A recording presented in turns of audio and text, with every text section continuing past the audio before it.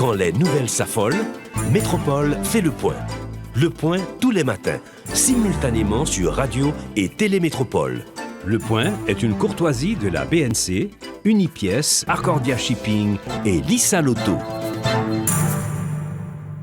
Madame, Monsieur, bonjour. Bienvenue à la rubrique Le Point de Radio et Télémétropole. Merci de l'intérêt, merci aussi de votre fidélité à cette rubrique.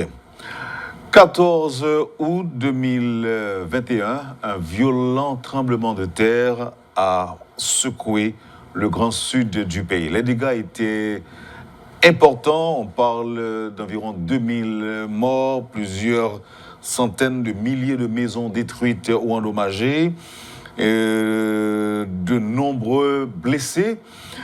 Un an après, quelle est la situation aujourd'hui? On sait que Impact est l'une des organisations évoluant en Haïti à être sur place tout de suite après le tremblement de terre du 14 août 2021. Avec nous ce matin pour revenir sur la catastrophe, Madame Joanne Garnier, qui est directrice exécutive de Impact. Elle est avec nous ce matin pour nous parler. Merci Madame Garnier, bonjour, merci d'être avec nous. Bonjour Wendell, je dis bonjour aux auditeurs, aux auditrices, téléspectateurs et téléspectatrices de Métropole. Je suis très contente d'être là avec vous pour vous parler un peu de ce qui se passe un an après le tremblement de terre qui a frappé le Sud. D'abord, à titre de rappel, je voudrais que vous nous parliez, pas présenter, que vous nous parliez au moins de Impact. C'est une organisation humanitaire, tout simplement. Et Impact, c'est une organisation nationale. Et ce qui est intéressant, c'est que nous avons vu le jour après le tremblement de terre de janvier 2010. Donc, nous venons tout juste de fêter nos 11 ans d'existence. Et on a pris naissance justement après le tremblement de terre parce qu'on voulait montrer que les Haïtiens et les Haïtiennes pouvaient s'organiser pour prendre leur destin en main. Donc, Impact existe depuis 2011, comme je viens de le dire, et nous sommes une organisation de droits humains. Nous travaillons dans le domaine des droits humains, nous faisons le plaidoyer pour le respect des droits des groupes les plus marginalisés, mais particulièrement les enfants, les jeunes, et l'inclusion des personnes handicapées dans la société. Donc, pour nous, c'est une question de droit, c'est pas une question de faveur, c'est une question de droit. Et nous avons une responsabilité en tant que citoyens de nous mettre au travail pour nous assurer que le respect que les personnes, le respect de leurs droits soit effectif. Bon, c'est un peu vaste. Moi, j'aurais aimé vous demander, en plus de ce travail que vous faites, puisque vous avez été dans le Grand Sud après le tremblement de terre, vous n'allez pas me dire que vous cherchez à savoir si les droits des victimes étaient respectés, mais est-ce qu'il y a des domaines particuliers ou bien des domaines spécifiques d'intervention de Impact? Si oui, lesquels? D'accord. Donc, comme je le disais tout à l'heure, nous travaillons sur la question des droits humains. Donc, partout où il y a des abus, partout où nous pensons qu'il y a des abus de droits humains, des abus contre les enfants, des problèmes, des risques de protection liés aux enfants ou aux populations cibles, nous sommes là pour renforcer la capacité de nos publics cibles, de nos groupes cibles, donc les enfants, les jeunes et les personnes handicapées. Nous éduquons les communautés, mais aussi nous pointons du doigt. Nous pointons du doigt les responsables et nous renforçons la capacité des enfants, des jeunes et des personnes handicapées pour que ces gens-là eux-mêmes puissent défendre leurs droits. Donc, nous formons les gens en droit de l'enfant, nous faisons du plaidoyer, nous faisons des campagnes d'éducation, nous travaillons dans les écoles, avec les élèves, avec les enseignants. Nous travaillons également avec le secteur privé, le secteur public. Au fait, nous travaillons avec toutes les entités de la communauté parce que les enfants et les personnes handicapées vivent dans une communauté et la communauté, chaque entité de la communauté a une responsabilité par rapport au respect des droits des citoyens. Donc, c'est un travail vraiment non seulement de conscientisation, nous faisons un travail de formation, de sensibilisation, mais également de dénonciation. Et nous travaillons avec les différents groupes de la communauté en vue d'avoir une communauté qui respecte les droits de chacun des citoyens, mais particulièrement les droits des personnes qui sont les plus marginalisées et les plus vulnérables des communautés. Le tremblement de terre a été ressenti le 14 août dernier. À quel moment vous avez réussi à intervenir? Ou encore, les équipes dépêchées sur le terrain ont pu arriver sur les lieux. C'est à quel moment? Bon, c'était juste quelques jours après le tremblement de terre, le temps que les rues, la route soit déblayée. Vous savez qu'à l'époque aussi, Wendell, il y avait le problème de mortissant commençait. Donc, quelques jours après, moins d'une semaine après, l'équipe de Impact était sur le terrain. Nous étions en contact déjà avec la direction de la protection civile, avec les mairies, avec les associations de personnes handicapées, mais aussi avec des groupes de jeunes avec lesquels nous avions l'habitude de travailler. Donc, ce que nous avons fait, d'abord, nous avons fait un état des lieux, mais aussi en période d'urgence, il y a des actions qui sont importantes et qui sont urgentes à prendre. Et la première chose, c'était de nous assurer de la protection des enfants. C'était notre première préoccupation. Donc, nous avons identifié où les populations s'étaient réfugiées et nous avons identifié des jeunes universitaires, des jeunes volontaires de la communauté. Et tout de suite, nous avons pu recruter des travailleurs sociaux qui ont travaillé avec ces jeunes volontaires pour les former afin qu'ils puissent offrir un support psychosocial à ces enfants qui étaient traumatisés et qui avaient perdu leur école, qui avaient perdu leurs parents, qui avaient perdu leurs frères et sœurs, leurs amis et qui avaient vu en l'espace de quelques minutes leur vie basculer. Et c'était la même expérience qu'on avait vécue à Port-au-Prince en 2010. Donc là, déjà, nous étions sur place pour accompagner les communautés, surtout les villes. Joanne Garnier, je rappelle que vous êtes directrice exécutive de Impact. Si vous avez jugé bon d'effectuer le déplacement ou encore de dépêcher une équipe sur le terrain, c'est que vous avez pris connaissance des dégâts grâce à la presse, grâce aux réseaux sociaux. Mais arrivé sur les lieux, qu'est-ce que vous avez vu? Là, je parle de l'étendue des dégâts. Arrivé sur les lieux, qu'est-ce que vous avez observé? Qu'est-ce que vous avez vu? Arrivé sur les lieux, nous avons observé une population effrayée, une population qui n'était pas prête. Et quand je parle de population qui n'était pas prête, je ne parle pas de la population civile seulement, je parle d'une population incluant les autorités sur place. Personne n'était prêt. Les acteurs humanitaires, je pense, n'étaient pas prêts non plus. Et c'est ce qui est inquiétant parce que 10 ans après, on venait tout juste de fêter, de commémorer le 12e anniversaire du passage du tremblement de terre. Et 12 ans après, on se dit que il faut de toutes les façons qu'il y ait des progrès, qu'il y ait eu des progrès, qu'il y ait eu des leçons apprises. Et il fallait qu'on soit un peu près. On ne peut pas prévoir un tremblement de terre, mais Haïti, vu sa situation géographique, et on entend toujours sur M. Petit et les autres autorités parlent de l'imminence des tremblements de terre, mais là, nous sommes arrivés dans une zone où nous avons vu une population effrayée, les gens qui couraient de toutes parts. Et donc, c'est ça. Donc, au tout départ, il n'y a pas eu de coordination. On avait l'impression aussi que tout le monde voulait faire des évaluations. Donc, la population qui était en besoin de réponses urgentes se retrouvait à répondre à des questions de plusieurs acteurs humanitaires qui défilaient et ça n'arrivait pas, et l'aide n'arrivait pas.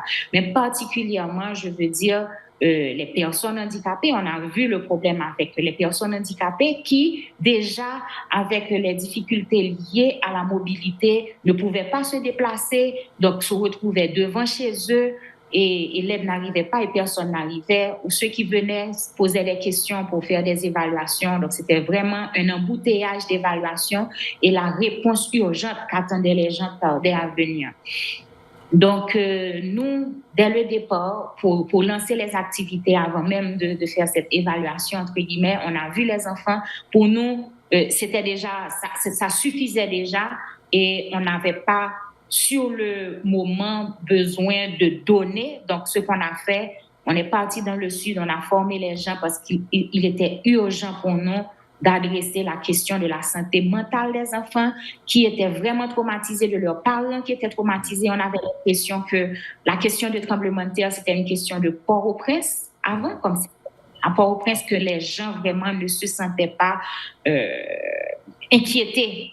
Là, vous êtes en train de nous dire que tout le monde est arrivé en même temps là-bas et la DPC impacte les structures gouvernementales, les structures étatiques, je préfère dire. Tout le monde est arrivé en même temps, donc c'est ce qui a valu, c'est ce qui a causé cet embouteillage dont vous avez parlé. Bon, je ne peux pas dire que la DPC est arrivée en même temps parce que la DPC est sur place, la direction de la protection civile est sur place et je pense qu'au fil des ans, il y a eu beaucoup d'efforts à ce niveau-là afin de s'assurer que l'État, que la direction de la protection civile s'assure que les structures locales et les structures communales de protection civile et au niveau départemental aussi aient un minimum. Donc, à ce niveau-là, les agents de protection civile étaient déjà sur place. Mais moi, quand je parle d'acteurs, je parle des acteurs humanitaires, de la communauté internationale, de toutes les organisations qui arrivaient pour... je suppose, pour intervenir, mais c'est là qu'il y a eu l'embouteillage vraiment et la ville est petite et même au niveau infrastructure, donc c'était compliqué puisque tout le monde avait peur de rentrer dans les maisons, dans les hôtels. Donc, c'était, je veux dire, un véritable carnaval et les gens du Sud attendaient des réponses. Bon, j'imagine. Alors, comment on a fait pour répartir, je dirais, les attributions, puisqu'on devait gérer les morts, il y avait des morts, il y avait des blessés, il y avait aussi des enfants traumatisés. C'est ça. Comment on a fait? Il y avait des morts, il y avait des blessés, mais il faut aussi parler des gens qui étaient sous les décombres, il faut aussi parler des rues qui étaient encombrées, donc il fallait faire le déblayage. Il faut aussi parler des infrastructures qui ont été endommagées comme l'eau. Donc, tout de suite après, il y avait un sérieux problème d'eau. Et dans la zone, donc, pas d'électricité, bien sûr, la nourriture qui n'arrivait pas. Donc, ça, je pense que ça a été compliqué. Nous, à notre niveau, nous n'intervenons pas, nous n'avons pas intervenu au niveau des infrastructures, au niveau des blessés, etc. Nous avons intervenu directement et à travers les jeunes, à travers les structures communautaires, mais aussi avec les mairies, les CASEC et les ASEC. On a pu mobiliser les enfants puisque, au fait, c'était beaucoup plus facile et c'était beaucoup plus évident puisque les enfants étaient là. Les enfants étaient là, c'était visible, il ne fallait pas aller les chercher. Ils étaient là et ils étaient attristés, ils étaient traumatisés. Il fallait vraiment qu'on travaille avec eux, qu'on essaie de leur, je vais pas dire de leur redonner le goût à la vie, mais qu'on leur permette de faire le deuil, de se retrouver comme personne dans leur communauté. Donc, tout de suite, on a pu déployer le personnel, former les volontaires sur place, parce que pour nous, c'était plus soutenable de travailler avec des jeunes sur place, parce qu'au lieu de venir, et d'ailleurs, les coûts opérationnels seraient compliqués, de venir avec des gens de Port-au-Prince, etc. Donc, on a pu trouver des jeunes qui étaient très dynamiques dans les communautés et qui voulaient vraiment contribuer à cette réponse urgente et à contribuer à la protection des enfants et vraiment à donner un appui psychosocial. Et quand vous êtes arrivé, vous avez trouvé ces enfants regroupés dans des abris provisoires Et non, on a trouvé les enfants pour la plupart avec leurs parents, avec les autres membres de la communauté, regroupés sur les trottoirs, dans les rues. Et au tout début, il n'y avait pas la question d'abri parce que je pense que l'une des décisions que les autorités avaient prises, et je pense que c'est basé aussi sur les leçons apprises suite au tremblement de terre de Port-au-Prince, il fallait éviter d'avoir des pas des abris, mais des camps. Il fallait éviter d'avoir des camps. Donc, vraiment, l'idée, c'était de fournir le support directement aux gens, aux communautés affectées dans leur zone. Donc, nous, ce que nous avons fait, nous avons travaillé il y avait des églises sur place. Nous avons pu avoir des tentes et nous avons travaillé sous des tentes avec les enfants et vraiment pour les activités psychosociales, les jeux, de la musique, mais vraiment des trucs, des dessins, à travers le dessin, à travers le théâtre, ce sont des activités ludiques, mais ce sont des activités à travers lesquelles les enfants arrivent à exprimer leur peur, leur crainte et arrivent à reprendre confiance en eux avec le support de travailleurs sociaux et de psychologues que nous avions eu sur place. Joanne Garnier, je rappelle que vous êtes directrice exécutive de Impact. Nous allons observer la pause et au retour, vous nous parlerez de la situation aujourd'hui, un an après le tremblement de terre du 14 août 2021. Merci encore une fois de votre disponibilité. Pour suivre, madame, monsieur, la rubrique Le Point de Radio et Télémétropole, madame Joanne Garnier, directrice exécutive de Impact, est notre invitée ce matin. Merci de l'intérêt. À tout de suite, après la pause. Le Point est une courtoisie de la BNC, Unipièce, Arcordia Shipping et Lissa Loto. Bienvenue, madame, monsieur, à la deuxième partie de la rubrique Le Point de ce matin. Et aujourd'hui, un an après le tremblement de terre du 14 août, nous essayons de faire le point sur cette situation. On sait qu'il y a eu beaucoup de dégâts, beaucoup de victimes, des morts, des blessés, des disparus, des maisons détruites. Tout ça, quelle est la situation aujourd'hui? Madame Joanne Garnier est notre invitée ce matin. Bienvenue à la deuxième partie de l'émission.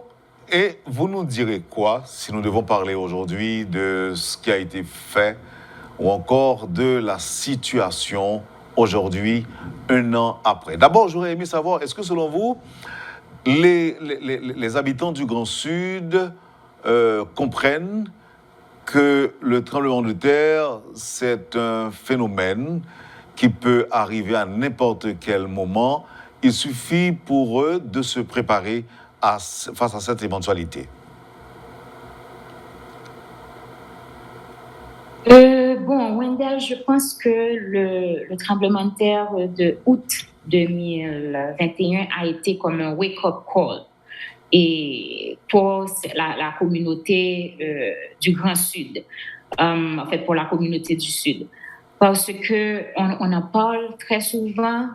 Ils ont ressenti quelques petites secousses, je pense, de temps à autre. Mais là, je pense que avec les dégâts, avec l'immensité des dégâts, je pense que là maintenant, au moins au niveau connaissance, je pense qu'ils savent que nul n'est exempt, que nous sommes un pays à risque par rapport à notre situation géographique, qu'on ne peut pas éviter les tremblements de terre, mais qu'on peut se préparer.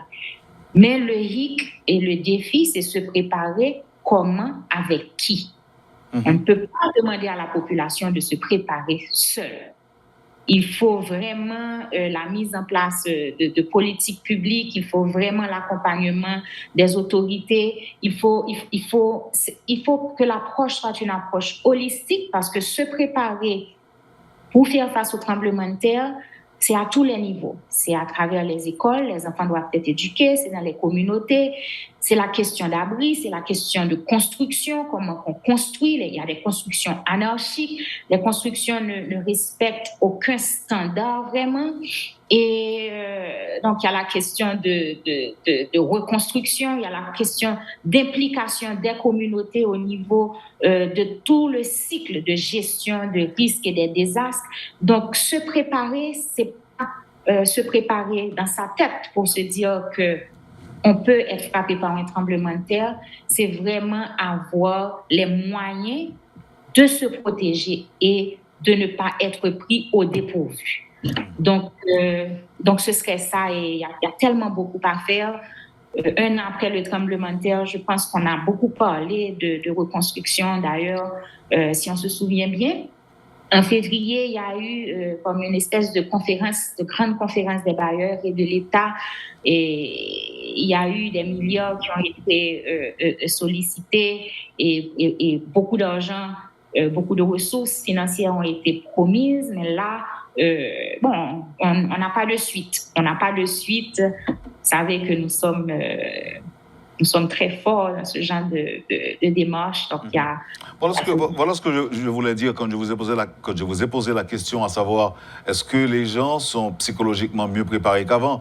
Et on se le rappelle, en 2010, lorsque nous avons frappé, nous avons gagné un tremblement de terre le 12 janvier, il y a un monde qui dit, ça fait au niveau de Port-au-Prince, dans le centre-ville de Port-au-Prince, ça fait qu'il y a plus de dégâts, plus de victimes, plus de monde mourir, c'est parce que en pile haïtien pas comprendre qui ça un tremblement de terre qui dégâts que t'as pas le fait. Donc il y a des gens là ouais en bas pied ont commencé à trembler. Réflexion c'était courir à l'entrée dans caille pour abriter parce que par contre pas comprendre ça qui passait. Donc maintenant côté entrée c'est là t'as pas un caille qui peut tomber sous yo et qui t'as pas le fait que plus monde qui mourir. Or il y a des gens qui critiquent spécialistes. Si les gens étaient dans la rue, pas bien qui t'a tombé sur eux, donc tu es capable de moins de monde qui mourir. Avec ce deuxième exercice, ce wake-up call, je me dit en août dernier, est-ce qu'un an après, vous avez l'impression, vous avez le sentiment que Haïtiens, dans le Grand Sud, ils viennent commencer à comprendre qu'un tremblement de terre, son bagage qui va passer à n'importe quel moment, il suffit qu'ils construisent d'une autre manière, d'une autre façon, de manière à ce que, justement, il n'y ait pas mourir, qu'il n'y pas tomber sous eux, par exemple. Voilà pourquoi je parlais de, je parlais de préparation. Bon, mais c'est ce que je disais, Wendell. Je disais que si c'est en termes de connaissances, je pense que les gens sont plus prêts parce qu'ils savent maintenant que le tremblement de terre, ce n'est pas une affaire de Port-au-Prince. Au niveau national, nous devons tous être inquiets par un éventuel passage de tremblement de terre qui peut affecter n'importe quelle zone. Ils le savent. Ils savent aussi que ça dépend également de la manière dont les gens construisent, de la manière dont ils construisent. Mais moi, je dis que ça ne suffit pas pour déterminer que la population est prête. Ça, c'est une connaissance qu'ils ont en plus. Mais maintenant, de là à savoir, est-ce que avec cette connaissance, qu'ils changent la façon de faire, que la population change sa façon de construire, que la population change ses habitudes, et que ce n'est pas la population seulement, que la population n'est pas livrée à elle-même, que la population compte sur des autorités qui appliquent la loi, ça veut dire qu'ils font respecter les codes de construction, que les municipalités, les mairies, c'est les mairies qui délivrent les certificats des autorisations de construction qui est de la supervision et que malgré elles, que la population soit protégée par l'État, par les autorités, parce que c'est eux qui ont la responsabilité. Moi, je pense que oui, les gens savent maintenant, dès que la terre commence, parce qu'il y a eu beaucoup de secousses après, et ça fait peut-être 2 semaines, si je ne m'abuse, les gens laissent les maisons. Mais là, maintenant, on a encore la question de l'insécurité et la question il y a d'autres catastrophes naturelles. Nous sommes en pleine saison cyclonique, il y a le mauvais temps. Donc, pendant le mauvais temps, on dit aux gens de ne pas sortir, puisqu'ils savent qu'ils ne doivent pas sortir des maisons, parce que avec les constructions, avec les arbres qui peuvent tomber, la toiture des maisons en tôle, les tôles qui peuvent voler. Donc, ils savent qu'ils ne peuvent pas sortir pendant le mauvais temps, mais pendant ce temps, ils savent aussi qu'ils ne peuvent pas rester à l'intérieur des maisons à cause des tremblements de terre. Mais vous avez aussi la question des personnes handicapées dont la mobilité est réduite. Donc, et c'est pour ça qu'on vous dit que, en général, les personnes handicapées sont 4 fois, 5 fois plus victimes lors de catastrophes naturelles et particulièrement de tremblements de terre que les autres personnes qui ne sont pas handicapées parce qu'ils ne peuvent pas se déplacer, ils ne peuvent pas laisser leur maison, ils ne peuvent pas sortir comme tout le monde le fait. Donc oui, les gens sont au courant, ils sont peut-être plus sensibilisés, ils ont peut-être une connaissance de plus par rapport aux risques liés au tremblement de terre, mais je ne pense pas que cette connaissance qu'ils aient intériorisé, que ce soit que cette connaissance, cette nouvelle connaissance soit, je sais pas, qu'ils l'utilisent pour changer leur façon de construire ou leur façon de fonctionner. Ça, je n'irai pas jusqu'à le dire. Je sais que l'insécurité dérange ou entrave toute démarche qui vise notamment à aider, à se rendre là-bas pour aider les personnes victimes. Mais vous avez quand même des rapports. Le week-end dernier, vous avez des équipes de Impact qui étaient sur les lieux. Qu'est-ce que vous avez observé? Est-ce que la vie reprend un an après? Qu'est-ce que vous pourriez nous dire, Madame Gagné? D'accord. Donc, je pense que la première chose qu'il faudrait dire, c'est que tout de suite après le tremblement de terre, parce que nous, comme je l'ai dit, nous n'étions pas dans le sud. Nous étions dans le sud, mais pas de façon... Pas uniquement dans le sud. C'est ça. Donc, mais nous mettons en œuvre un projet supporté par la USAID sur l'inclusion des personnes handicapées dans la communauté. Et là, tout de suite après le tremblement de terre, on a sollicité l'autorisation de la USAID de mettre en œuvre certaines de nos activités dans le sud parce que nous avions vu qu'il y avait une opportunité là maintenant d'influencer la reconstruction afin qu'elle soit beaucoup plus inclusive, d'influencer la réponse, qu'elle soit plus inclusive aux personnes handicapées. Et pourquoi j'introduis ainsi? C'est parce qu'après le tremblement de terre, nous avons publié ce qu'on appelle un document de positionnement pour indiquer, pour recommander aux acteurs humanitaires des actions claires et clés à entreprendre afin de s'assurer que la réponse humanitaire et la reconstruction ne laissent personne de côté, particulièrement les personnes handicapées qui sont les plus vulnérables et les plus marginalisées après une catastrophe naturelle. Donc, je dois dire qu'on a beaucoup travaillé avec les acteurs, on a travaillé avec la mairie, avec les collectivités pour les sensibiliser sur la reconstruction inclusive. Et un an après le tremblement de terre, est-ce que la réponse a été inclusive? Est-ce qu'on a tenu compte des groupes les plus marginalisés? C'est ça notre question, c'est ça la préoccupation que nous avons. Je dois dire qu'à notre niveau, au niveau de l'Impact, on a constaté une amélioration par rapport à la réponse, par exemple, de 2010 ou par rapport aux réponses aux catastrophes antérieures, aux mauvais temps, aux cyclones, aux ouragans, etc. Là, on a vu qu'il y avait peut-être une meilleure coordination, mais surtout que les acteurs humanitaires au moins pensaient aux personnes handicapées. Pas penser aux personnes handicapées comme étant de simples récipiendaires, des malheureux qui devaient recevoir de la nourriture ou qui devaient compter sur la charité des acteurs humanitaires. Mais qui inspirent pitié. C'est ça, ou qui inspirent pitié. Là, on a constaté, au moins dans les discours, que les personnes handicapées avaient leur place et que différents acteurs cherchaient à comprendre la situation des personnes handicapées. Est-ce que la réponse effective les a touchés? Je dois dire que ça les a touchés mieux que pour les réponses précédentes. Est-ce que la population de personnes handicapées est satisfaite de la réponse? Je pense qu'on ne sera jamais satisfait parce qu'il y a tellement beaucoup de choses à faire, il y a tellement beaucoup d'interventions. Mais je pense que ce qui est le plus satisfaisant, c'est qu'on a vu tout de suite après le tremblement de terre des personnes handicapées renforcées et qui voulaient être là autour de la table pour exiger le respect de leurs droits et faire entendre leur voix. Donc nous, un an après, nous sommes sur le terrain depuis après le tremblement de terre et là, particulier avec un focus maintenant sur l'inclusion des personnes handicapées et la reconstruction inclusive.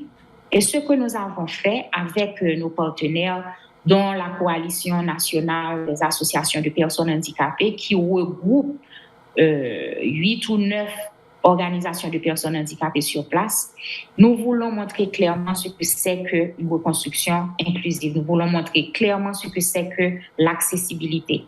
Pour nous, nous ne pouvons pas reconstruire une ville, nous ne pouvons pas reconstruire des communautés sans penser à l'accessibilité des personnes handicapées qui doivent pouvoir circuler sur un même pied d'égalité avec toute autre personne, que la personne soit handicapée ou pas. Donc, avec nos partenaires, nous avons procédé à ce qu'on appelle des audits d'accessibilité. Donc, nous les avons d'abord formés sur la question d'audit d'accessibilité, ce qui leur permet d'évaluer certaines infrastructures de la communauté, y compris les infrastructures de l'État, donc que n'importe quel citoyen devrait pouvoir utiliser, et des infrastructures privées, afin de faire des recommandations sur la façon de construire de manière plus accessible. Donc, c'est...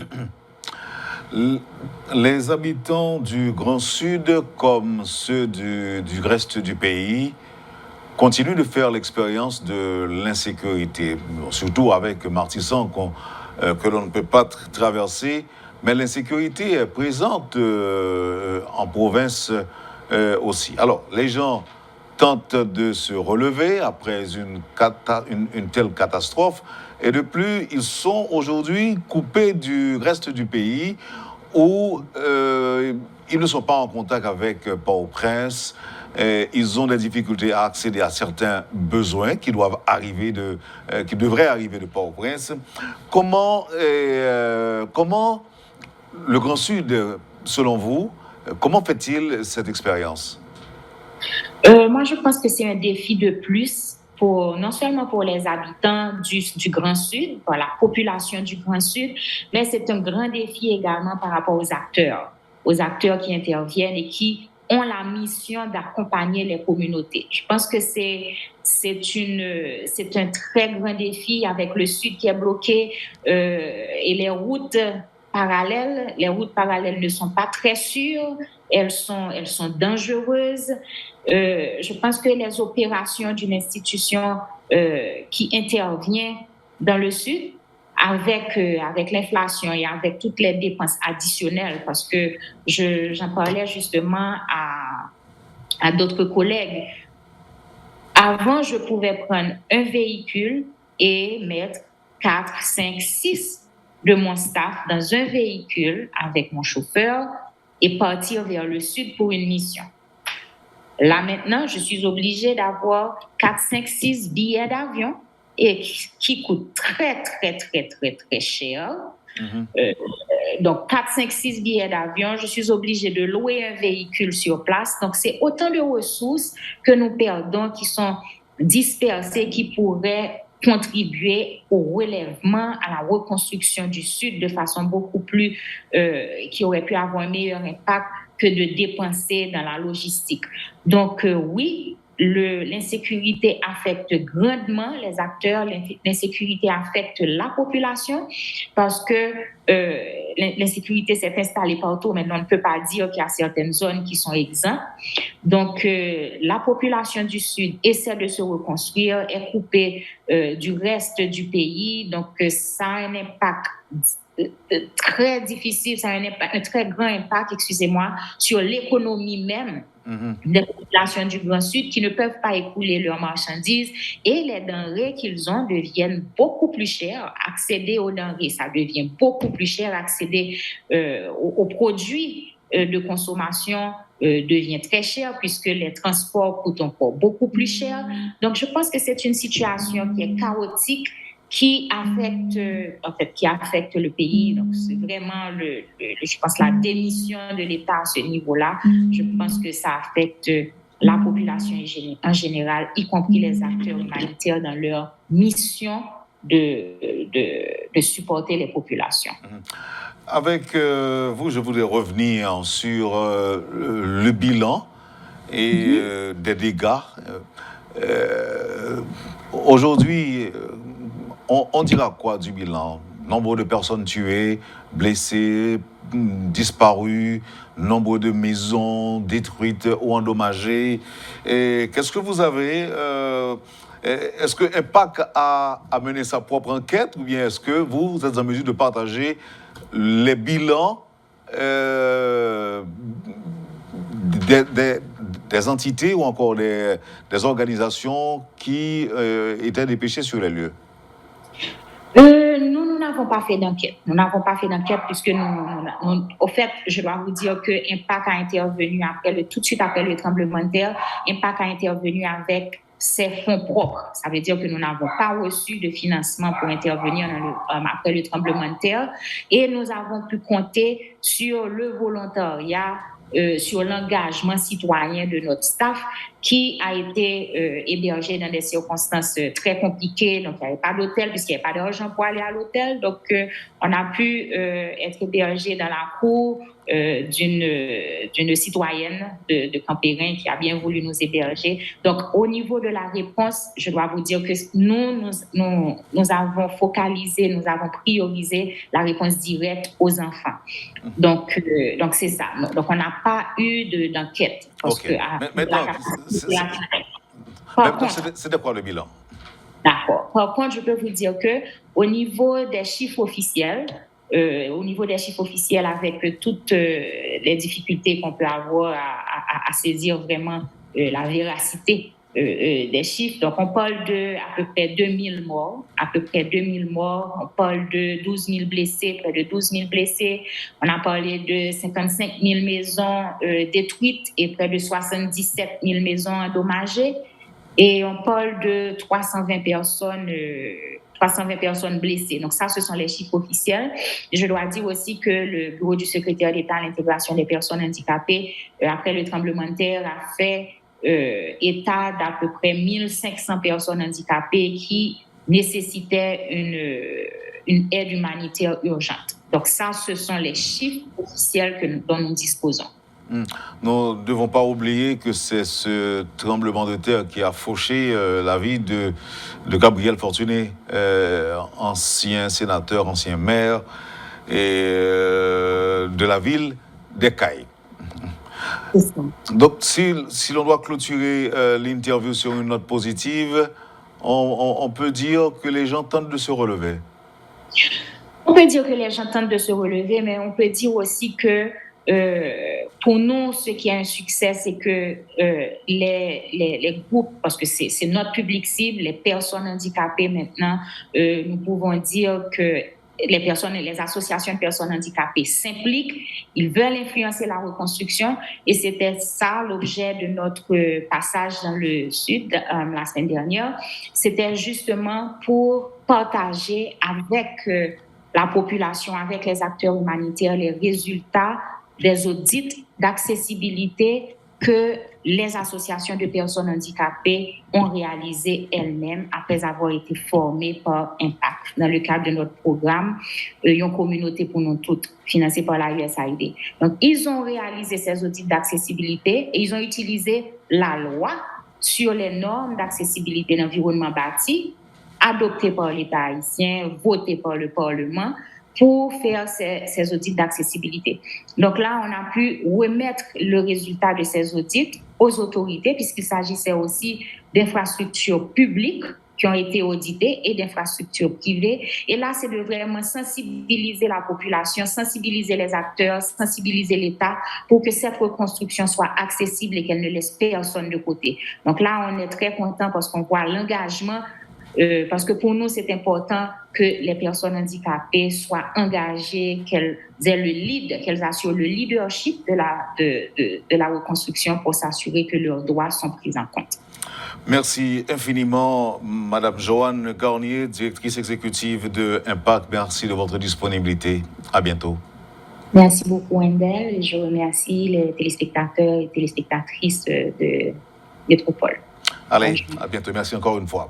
Vous avez suivi, madame, monsieur, la rubrique Le Point de Radio et Télémétropole. Joanne Garnier, directrice de Impact, était notre invitée ce matin. Merci de nous avoir accueillis chez vous. Passez une bonne journée avec Métropole et à bientôt. Quand les nouvelles s'affolent, Métropole fait le point. Le point tous les matins, simultanément sur Radio et Télémétropole. Le Point est une courtoisie de la BNC, Unipièce, Arcordia Shipping et Lissa Lotto.